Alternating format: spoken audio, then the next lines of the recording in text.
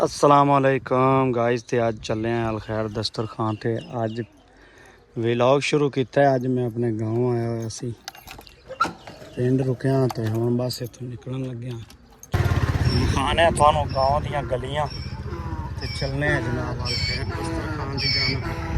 एक बार बंगा याद पहुँचते कोई समान लैने चीज़ा वगैरह जड़ियाँ रह गई सी ते जड़ियाँ साढ़े कोल खत्म हुई। अस्सलाम वालेकुम तो वो खरीदने यार थानू आधे पिंड की मस्जिद गाड़ी सी सड़क हल आया चेक करो तुम माशाअल्लाह अल्लाह पाक दे घर भावें पिंड हो शहर हो उत्थे ही सोने पाए होंगे लोगों का प्यार होंदा है जी। पिंड के शाट थानू दिखा रहे हैं।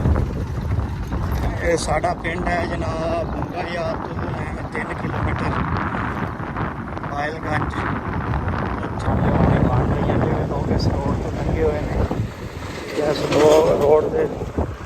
अस्सलाम वालेकुम क्या हाल है सर ठीक है चलो जी हवेली टूर हवेली रोड बूंगा हयात चले हैं जी शहर बूंगा हयात वाल ते थोड़े जे शार्ट तुहानू विखावांगे रस्ते ते रस्ते विच कल्ला पाक का होर एक घर बड़ा प्यारा है मदरसा भी है ते उनका एक शार्ट तुहानू विखावांगे। फसलों की सूरत देख लो अजकल की चल रही है 4 मुहर्रम है अज हफ्ते का दिन है जनाब वो सामने तुसी वेख रहे हो अल्लाह पाक का घर या अल्लाह या मुहम्मद। ये मदरसा भी है तो मस्जिद भी है जनाब बच्चे इतने आलमे दीन या हाफज भी बन रहे हैं ये तो मैं दसिया सी रस्ते विखावांगे पहुँचने बूंगा याद अल खैर दस्तरखान हमेशा याद रखना है बूंगा याद की एक दिन पहचान बनेगा इंशाल्लाह। लोग आते अल खैर दस्तरखान के नाम तो पूछणगे कि यार बूंगा याद अल खैर दस्तरखान है जिन्होंने भाई वकार ते इमरान शाम चला रहे हैं। जिमीदारे के हवाले नाल वेखिए तो अजकल मक्की की फसल ज़्यादा चल रही है उसकी कटाई का अमल जारी है दोनों साइडों से तुसी वेख रहे हो मक्की कटाई हो गई है। इस तो बाद उत्ते मूंजी लगेगी दान भी जिन्हों कहने ते इस करके हाले जमीन ज़्यादा खाली पईयां ने हनेर की वजह तो दरख्त कल काफ़ी टुटे ने काफ़ी ज़्यादा हनेरी आई साढ़े बूंगा यहाँ एरिए बारिश भी हल्की नाल सी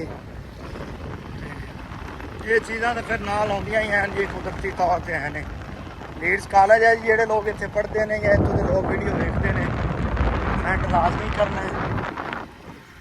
पहुँचे हैं जी गला मंडी मसाले लवांगे तो मसालों तो बाद जो करियाने का समान या चिकन वगैरह लेना है वो लवांगे। चिकन ले रहे हैं नाल अज कद्दू ले आए हैं देसी कद्दू चिकन तो कद्दू में आज मिक्स पकाने बेहतरीन जा करके अल्लाह पाक के रहना। मौसम भी आज प्यारा है ठंडा है। अजकल गाइस असी ना मसाले वगैरह सारे इत्थे गारी छिलते तो उन्होंने जूसर मशीन ग्राइंड करते तो वह लिजामीदा तां करते तुसी कल एक दोस्त पूछ रहा सी अजकल यार प्याज कट्टन की तो वह वीडियो नहीं थोड़ी आ रही तो यार इत्थे गारी जड़ा ना मसाले सारे छिलते ते मशीन पेस्ट बना के लै जावीदा बहुत जाते हो पतीला उत्ते रखो अग बालो पेस्ट वे सट्टो तो चिकन पा दो है वजह है। शाम साहब वेखो ना सुबह 9 बजे तो लगे हुए हैं कटिंग करने वास्ते। चलो जी माशाल्लाह चिकन पा रहे हैं 4 मुहर्रम का दिन है अज। शाम साहब माशाल्लाह बड़े प्यारे तरीके नाल लंगर तैयार कर रहे हैं। क्या बात है जी क्या बात है माशाल्लाह माशाल्लाह।